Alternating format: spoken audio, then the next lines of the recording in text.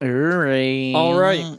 Welcome back to the podcast. Welcome back to the Bing Chillin' The podcast. Bing Chillin' podcast. I know that meme is like kind of dead, but but I just think it's fun to say. You Like know, real talk. when that meme was popping up, you know what? Every time John Cena's official TikTok would come up, and he would when that meme was really popping off, like once or twice, he'll post a video of like him eating an ice cream. He wouldn't say anything the entire video. He doesn't say anything. Like the cameraman will go up, he'll look at him, and then look away, and then the video would end.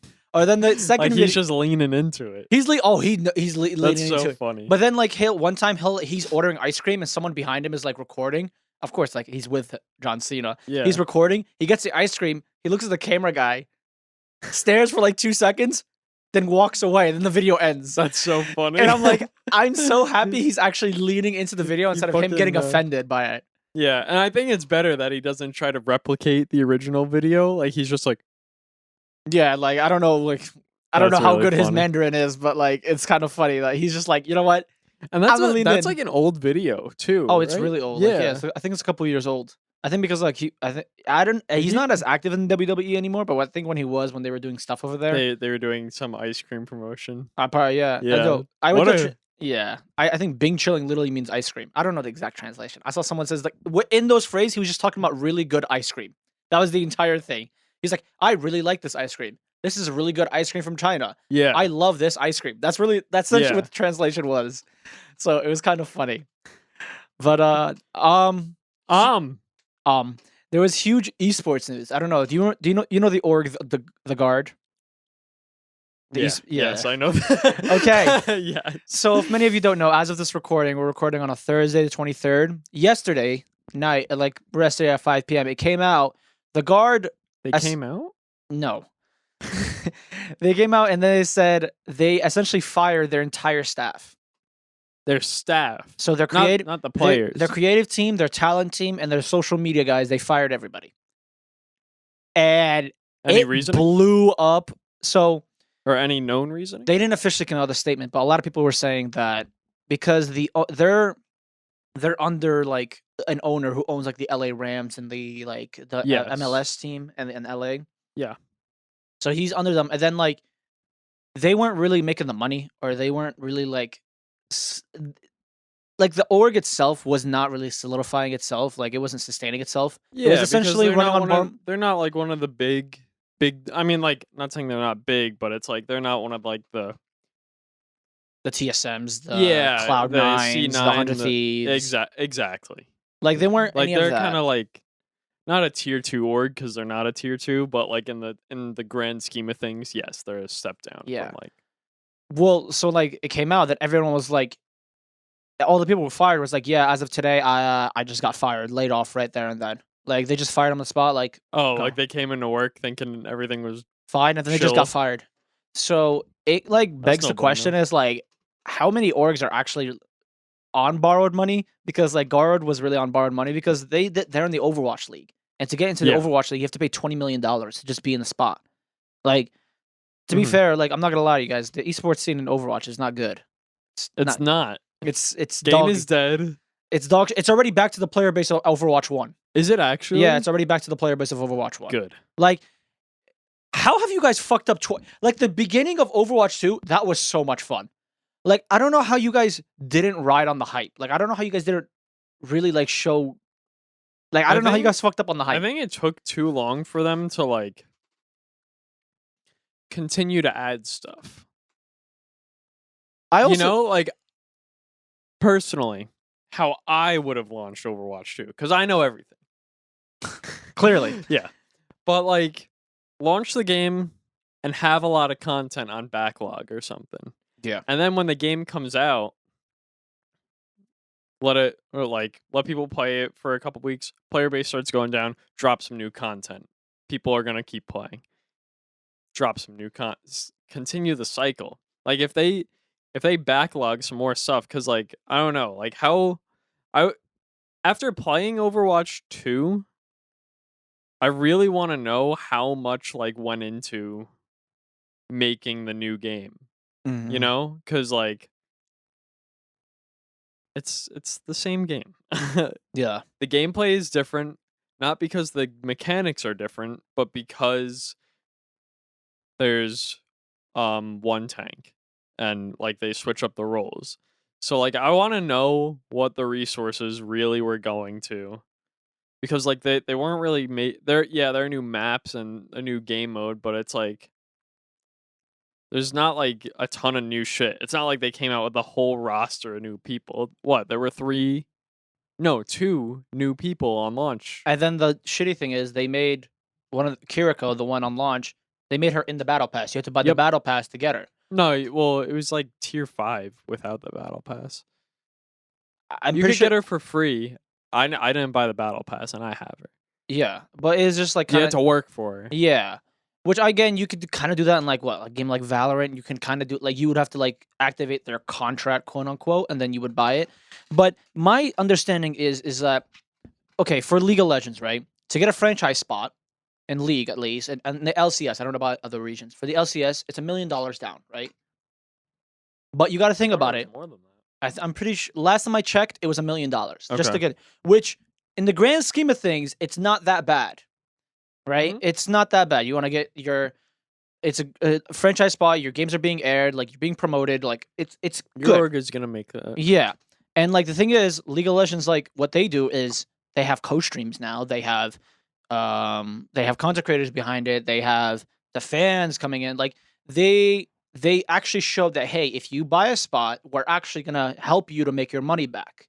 We're actually providing things to make your money back, right? It's an And investment. it is a good investment. They're showing that it's a good investment, and they're not wrong. Like Valorant, look at that franchising. I'm pretty sure. I don't know the actual financials, so I'm not gonna say because I don't know the exact financials.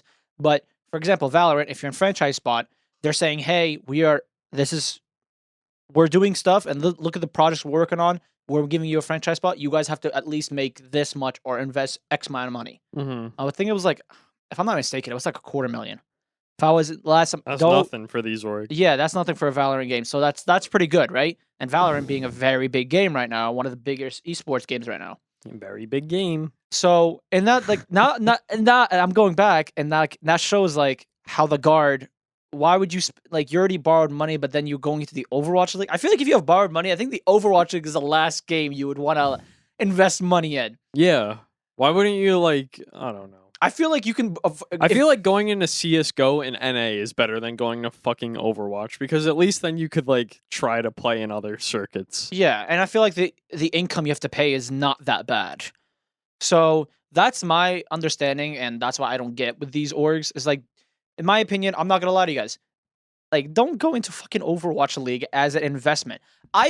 You'd rather have a better chance of signing like 4 different fighting game players and making your money back then than I think FaZe signing Snoop Dogg was a better move than going yes. into Overwatch. I think we can name I think we can name a list. Like I don't know, Drake being an investor into 100 Thieves is a better move than being into Overwatch. Shit music, but you know, good investment for clout. Be careful saying shit music. Oh, I know. Sorry, I didn't insult Ice Spice. Apparently, if you insult Ice Spice, you get shit on it. Really? Yeah, you can't be insulting Ice Spice anymore. Sucks. No. Fuck, you're gone. No, but like it's like there's investment. I think Steph Curry is like a minority investor in TSM. Like it's like those kind of things, but it's like then it Not goes in Overwatch. not in League. Overwatch. Just like that's what I'm understanding. I think as of right now, what has come out for the Gaurd is they're actually I don't know if they're thinking about selling the Valorant team, because at that point it's like they kicked everyone out and they kept their actual esports They team. kept the players. They kept the players in the esports team, but they kicked everybody else out. So that's why it's like understanding. It's like, what the fuck are you guys doing? Like, how are you guys like so poorly managed to the point where you guys can't even like sustain yourself Yeah. when you have like a lot of hype and you have a lot of backing and you guys still poorly managed it? Again, we don't know exactly what's going on, but it kind of looks bad because I thought like I saw a bunch of the tweets of the people that were kicked out. One of them was like, "Yeah, they asked me to move a week earlier to move to LA to work with them, and then now I'm fired." So imagine you getting sent. Imagine you getting sent there a week earlier. Then you're like promised a job, and then it's like, "Oh, actually, Sorry, Buster. you're kind of fired." So like, I doubt they were paying for his housing, so now Yeah. he's probably stuck with a lease or some shit. yeah, imagine you stuck with a lease. Like, hey, I'm In gonna, LA. In LA specifically, with like no that's money. yeah. So like it's kind of fucked. I kind of feel bad for I feel bad for everybody. It's like imagine you're like how do I put this? Imagine you're like model, right? And Vogue is like, "Hey, can you move to LA? You do a bunch of fashion shows. You're gonna great. We love what you're doing.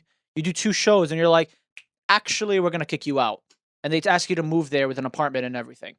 Yeah, So you gotta think of it like that. shit's fucked. It's fucked. No, it fucked, and I kind of hate it. Like it kind of is. It's kind of scary to be in this fear now because we talk about this and we like the esports and we like watching it, but then we know like all these players, all these people, it's it's not sustainable. Again, you can compare this to the real world. I know. Well, right now tech is pretty bad. Apparently, all these major tech companies are just laying off tons and tons of people. Exactly. I mean, I know COVID had a big part of it because they mass a lot of tech companies like Google, Apple, SpaceX, Tesla, like they all mass laid off people just because like one, a lot of companies are like, no, we want you to come in person now. And then a lot of people are like, Mhm. they can't do that anymore. Because ever since COVID, remote work has been the wave for everybody. For a lot of people, especially in esports, remote work is the wave. And then now a lot of these companies are like, hey, we want you to come in person now. It's like, no, for I'm like 3 states away. I can't come in person just out of the blue. I already moved. And then like there's a lot of pay coming in. There's like a lot of factors that come into it. And it's job security in esports now even looks worse than it already is. So Yeah, I feel like it's just tough to really like invest yourself in esports unless you're like a content creator that's like making some sort of income.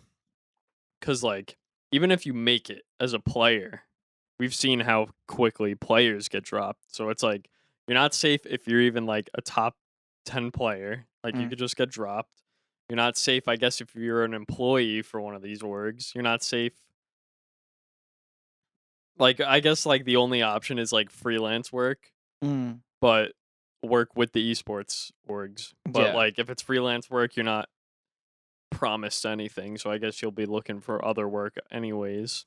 Well, yeah, yeah. And it's like, for example, if you want to be a social media guy, an operational manager, like an esports specifically, I think you should take a like not a reevaluation, but just like take a step back on what the options are. Because even like the bigger orgs are like struggling. Like you see the guard, everyone's like, oh, the guard, like a huge org. There's no way, like, how did this happen? Something like the guard could happen. Yeah. And it's like I know everyone shits on EG, but like, let's be serious. At least EG is still sustainable for somewhat. Like everyone Yeah, always shits on EG. For real though. Everyone shits on EG, but like, let's be serious. They're an org that has the least amount of controversy. People shit on them for their fan base, but let's be serious. Their Yeah. structure as an org is For very, very good. real. For real Shout out though. to EG. We shit on you a lot, but you guys know how to maintain an org. I fuck with you on that. So it's like kind of sucks because now you know, of course, you know Moist Critical. Oh yeah. So like he owns an esports called Moist Esports, and he says that he uses half of his Twitch subs. I think last time I checked, it was half of his Twitch subs to support the Moist Esport. I know he has. I know Opera GX is a sponsor for them as well, but Mhm. he says like, yeah, I'm already wasting a lot of money, but I'm using half my subs to support players. I'm right now losing money. And then Ludwig was like, yo, now Ludwig is a part owner of it So he's also contributing to to it. And now I'm thinking is the wave is instead of having a millionaire or billionaire owners, would you rather have content creators as org owners? Yeah, I think that also comes down to like if you work for a corporation, they don't know who you are. They don't really care who you are. It like for all intents and purposes, you're just a number, I guess, in their system. You Yeah. know, like if you work for Apple, if you were like just hired or for like they don't care. They like that they'll fire you. They don't like the higher ups at Apple are never gonna see you, you know? Mm, Whereas like these smaller orgs like Moist Esports, I don't know how many employees he has or whatever, but like I feel like it can't be that big to the point where he doesn't know all of his employees, or at least most of them. So yeah. like someone like that isn't gonna be like, sorry, you're out of here. Like hand you a letter and say, have a nice day. You know, Yeah. like I think that's just like in general the problem with working for a corporation or like a organization. But Yeah, I guess it's very comparable to like the regular workforce where generally speaking working in a small business is going to maybe be a little bit more you won't have to stress for your job as much, I guess, cuz A it'll be less competitive, B you know everyone. People aren't going to just fire you for nothing, you Yeah. know. And Unless like unless huge like budget cut happens, which happens anywhere. Like sometimes it's unavoidable if like the company's actually going bankrupt or something. Or like unless you fuck something up pretty bad, but yeah. I think with that is also like the reason I praise Moisty Sports a lot is that because when a lot even like the for example when the ALGS when the world like the world champion the Apex world champion like the players came out and were like yeah it was kind of weird seeing your owner DM you and text you supporting you and like really showing that he cares. And Mhm. it's like that because like more or like Charlie or Moist Critical, he would watch party all of his team's matches. Mhm. Like his fighting game from Guilty Gear to Smash to Apex, and now if they go to if they buy Valorant, which is rumored to it, Really? yeah. Oh So shit. because now Ludwig is part of owner and Ludwig is really into Valorant. So now Mhm. Ludwig was like, I might want to. He when he announced it, he made a video. He's like, the reason I chose Moist Critical and his esports org is because a lot of esports org they use borrowed money. They use outside people that don't know what esports is, and they use their money and their advice when they don't even know what the fuck they're doing. Yeah. So he's like, Moist Esports is that org where it's run by a content creator who loves esports and has ran tournaments and who knows how the esports scene work. Yeah. So he's like, I want to be invested in that. And that's why I want to be part owner. And now seeing Ludwig and then seeing it just expand because the only two teams that are not in VCL, which is the tier two scene right now, Mhm. is a team called Turtle Troops and another one called Breakthrough. And it's one of those two. Mhm. So you gotta it's like I feel like a content creators unlike Disguised Toast, Yeah. he bought a team. Yeah. He made a video. He's like, so I pay $5,000 a month for five players and six player about roughly the same price. So $5,000 across six players. He's almost burning about if you say $250,000 a year just by Valorant team. And he says like he was like it was kind of eye opening like how esports org they really don't make money. He's burning money. I know he's very successful, but it's just like Well, yeah, it's like if you're just starting an esport, I mean, this goes for any small business, but if you're just starting an esports org, unless you have like people who are fucking stacked to the brim with fucking like viewership and stuff, it'll take a while until you start getting going because not only you like say like the players, if you want to like make money off their content creation, they have to be content creators. They have to be good content creators. People have to want to watch them. And then people aren't going to be excited to or like drawn to watch some of these people if they're not getting results in tournaments. So not only is it an investment like, hey, I got to hope these people can like kind of sustain themselves, but also I have to hope that we're good enough to get somewhere and be recognized as a reputable yeah. org. And that's what I was looking at. I'm like, and apparently like it was like rumored in Twitter is like the guard wasn't the only org that you're gonna see going through bankruptcy or you're gonna see mass layoff. Yeah. And it's just like all those things. And then like I know like Nate Shaw apparently was getting shit because he was like he came out on Twitter. Then like some people got laid off on Hunt of Thieves. A few people, and then one of them came out was like, yeah, he was super mean and all that. And it's like I don't think Nate Shaw is that kind of guy, an owner who is would like just be shitty person. He's not a Reginald, right? Yeah. He's not a Reginald. Like what what I Reggie. all Reggie. Oh god, that guy. Um with that like what I do like the fact that I want to see orgs run more like content creator more run orgs like Moist Critical be good. And if this guy's I don't know if this is just like a thing that he likes doing. I don't know if he's actually going to expand onto Disguised as an org, but it's nice to see content creator start orgs because it looks more human than a business. Esports as a whole, don't be wrong, is a business. Everything's a business. Everything is a business. But at least it shows like more human. Like Moist Esports, it seems like all these players and all these they love being part because Charlie is showing love to them. And I understand it's like some owners like, I really don't like. I'm not really invested in this game, but I'll just support them. Like, no, Charlie. Every esports he's bought, he's been invested in. Like he Yeah. loves watching it.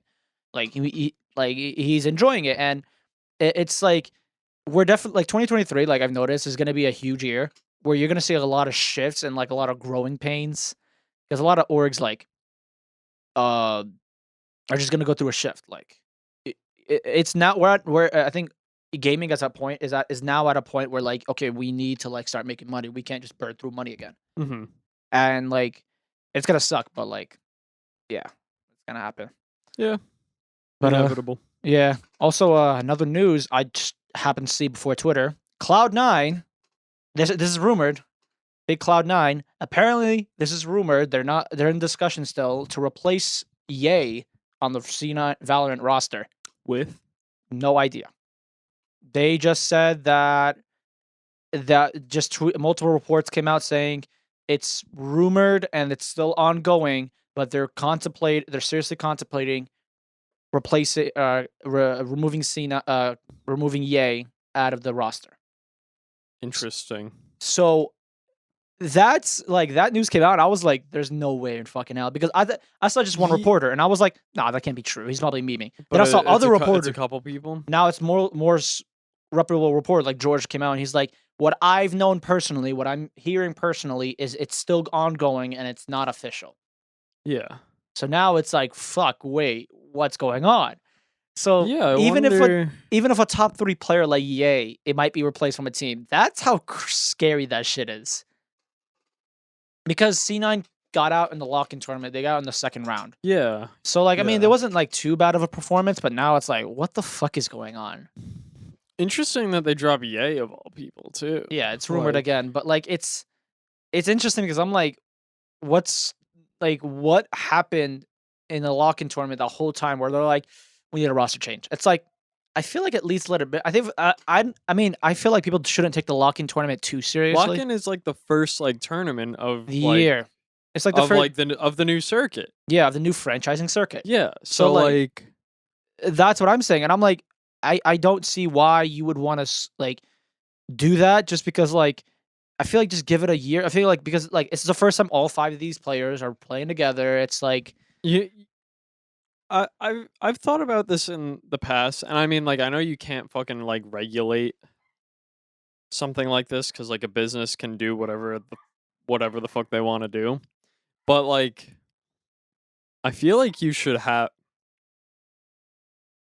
there should have to be like even like the riot rules that like you have to have like people on your roster for X amount of time, yeah, like contracted signed. like like I feel like year-long contracts should be good or should be fine, but maybe you allow more people to sub on your team.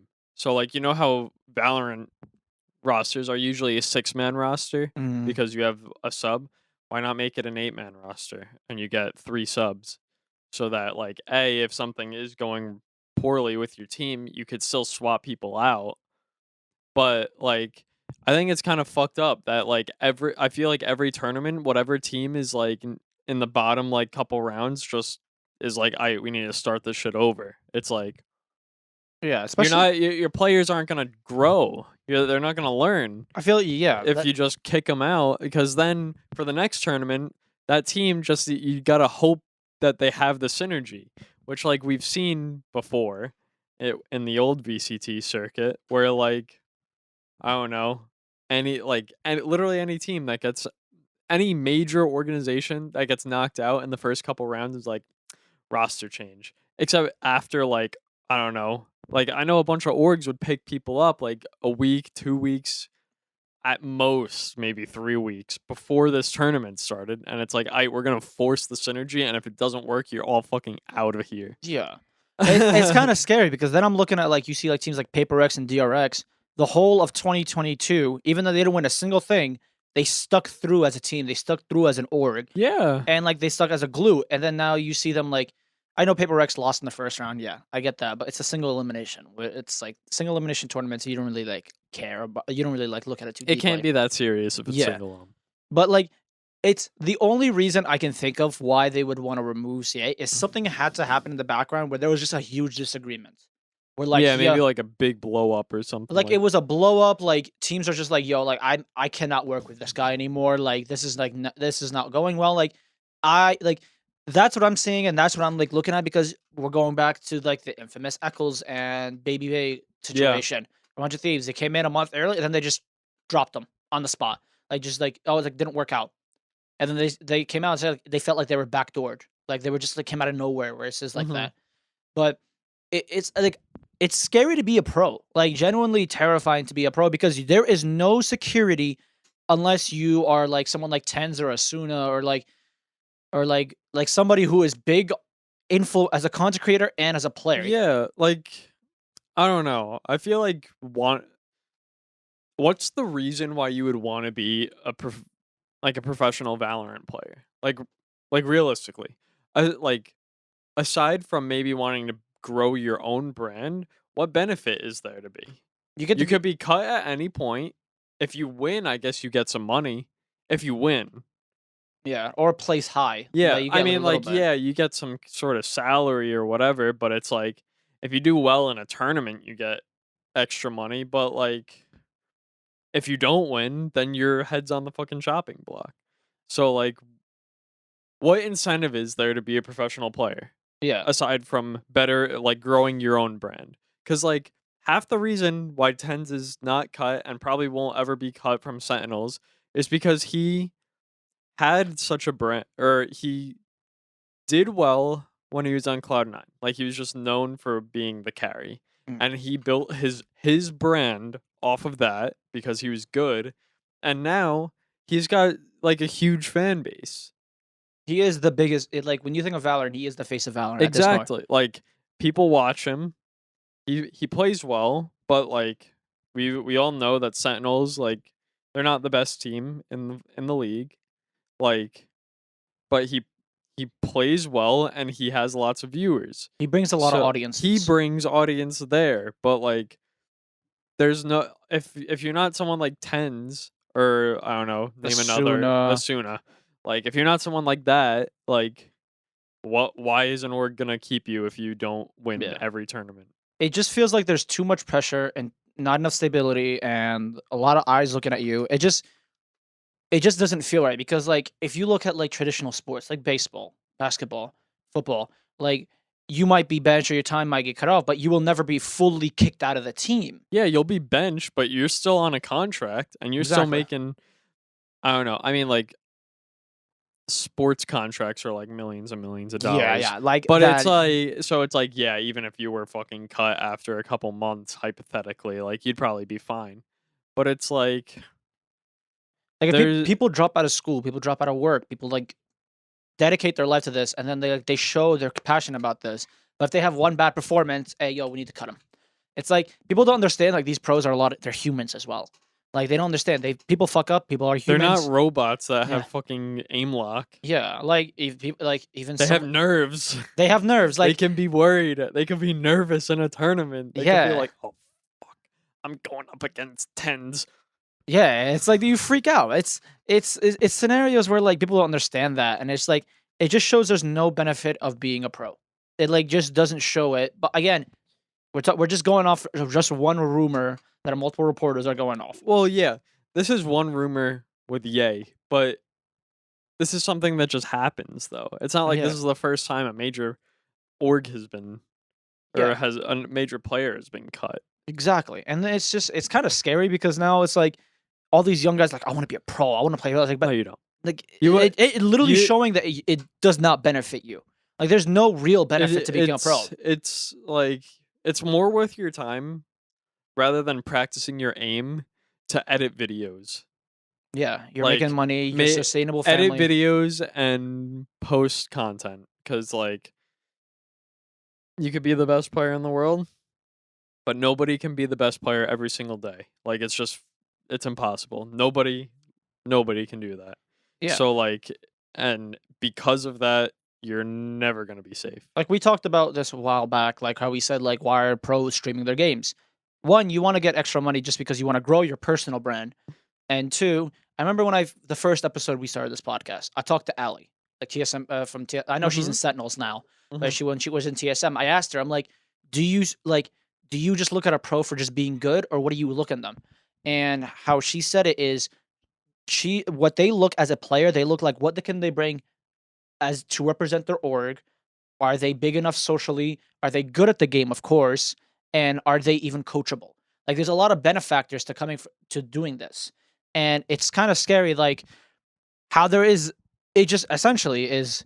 There's you can't just be good. It's not like back then. You can't just be good and then you can just start You playing. have to be good and marketable. You have to be good, marketable. Like there's a lot of factors to It's this. not like I know, like, I guess for like traditional sports, like physical sports, really the only criteria is you have to be good. Yeah, Like, I mean, yes, I think it's probably much more difficult to because you need much more like financial stability and stuff generally speaking because you have to go to like college or whatever and be able to play for like a reputable college team. But like when you get signed in the NFL, they're not like, this guy doesn't have enough followers on TikTok. They're yeah, like, damn, this guy fucking throws the ball really fucking good. yeah. You know, like wherein I mean, I guess that's just a product of like how esports has birthed in popularity because I don't think esports would be nearly as big as it is if pros didn't stream and make also double as content creators Yeah. because that's really what grows the esport.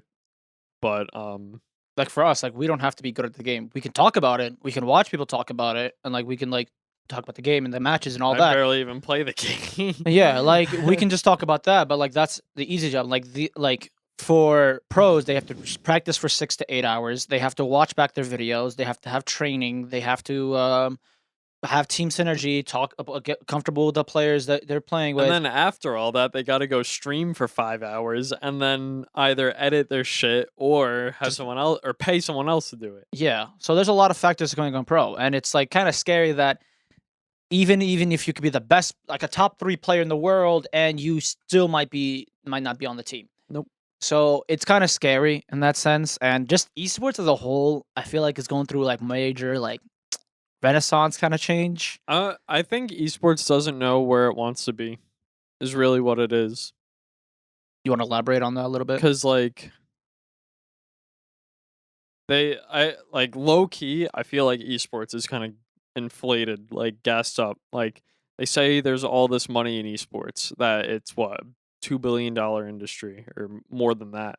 But it's like, yeah, I understand every team can't have like all the money, but it's if it's really a $2 billion industry, why is it so volatile? Right? Like It's I don't know. oversaturated. If it not even it's oversaturated, it's just that like I don't know. You could kind of think about it like, do I think the esports bubble is gonna pop anytime soon? No, but it's like players are literally like stocks. It's like they'll go up, and then if something happens or some news comes out, you're out. Like you just crash. Like there's nothing. And I say it doesn't know what it wants to be because like if it wants, I feel like if it wants to be taken super seriously as like a real thing, it needs to have some sort of stability because like I feel like also cutting players like this, it's also like you're not going to maintain consistent fan base because a lot of these people are only fans of your team because their favorite content creator plays for your team, right? Like if Tens played for Cloud9 still, everyone would be a Cloud9 fan. But instead, they're all Sentinels fans. Mm. So like is esports really continuing to be big because people like esports or because they like content Or creators? players, yeah. Because like I that yeah, like I said in earlier, it's it's gonna go through a change where people are gonna like now everyone realizes like no, there is not like there's not a lot of money as people say there is. Money there is no like I all think this there money is the money, but it's just like it's handled poorly. I think we don't have the esports market is so like they need a reality check. it's Like okay, gassed up. It's fucking gassed yeah, up. it's in a way, it's in a form where like you can say like why do you have to pay $20 million to be in an Overwatch league wherein you can't like you're When not Overwatch League is dead. where the Overwatch League is at. Activision got to think about it. Like, no, why we should not be making people pay $20 million. We're already making millions and millions of dollars over like cosmetics. Like, you got to understand like a lot of factors to it, and that's why like you got to see like games like I don't know CS:GO. It's still thriving 10 years later. Like the money, like third parties are like Valve did it. It's kind of smart how they did it, where they're letting like Blast, ESEL, IEM, like they're letting them handle it. Like a Mhm. third parties help them also on top of them, so they're not burning all their manpower and their money. It's a third party's handling it. They're just Yeah. using their IP. Mhm. Like that's kind of smart because again, it's sustainable. Again, the tier 2 scene is a little awkward, but the tier 1 scene is thriving more than ever. Mhm. So you got to think about it like the game esports is going to go through a change this year. You're going to see a massive amount of changes that you guys would never think of it. Orgs going bankrupt that you never thought they were going to go bankrupt. It's not going to the Guard is not going to be the first org to do this. You're going to see a bunch Yeah. of orgs do this, and you're going to see like, hey, esports is not a sustainable job unless you're a content creator. Simple. Unless you're a content creator or a someone who has a lot of market in the if you're a player that has a lot of market, you're not safe. Yeah. You're not safe. But Unless you're a player that people are like begging to like have on their team. it's not a thing. Like even then you'll still get cut. You might find another job quicker. But Yeah. like that doesn't mean you're safe. Yeah. Being a pro is not safe. Esports is gonna go through a change, and it's it's not a good change, but it's a needed change. That's the best way I can say it. It needs to be it needs to change in order for esports to thrive even more and to actually have a healthy environment. Yeah. So again, this is not gonna be like this is not the first time you're gonna see this, but yeah, I think that's everything for today. Oh yeah. Alrighty, I love you guys. Thank you for listening. Thank you for watching. Love you guys. Bye Bye bye. bye.